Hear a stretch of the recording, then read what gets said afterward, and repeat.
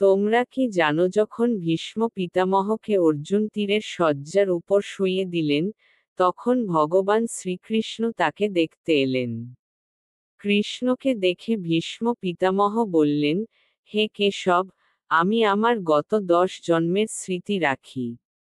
আমি কখনো কোনো পাপ করিনি, তবুও আজ আমি এই তীরের শয্যা ভোগ করছি কেন?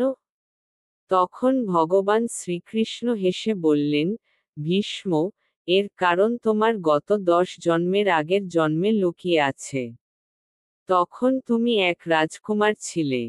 একদিন তুমি বনে যাচ্ছিলে, পথে একটি সাপ এসে পড়ল।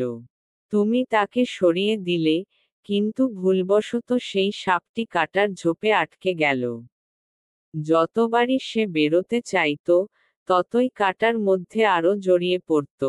বহুদিন ধরে সে সেই কাঁটার ফাঁদে কষ্ট পেয়ে ভগবানের কাছে প্রার্থনা করেছিল, যে আমাকে এই কষ্ট দিয়েছে, একদিন সেও যেন এমন যন্ত্রণার শিকার হয়।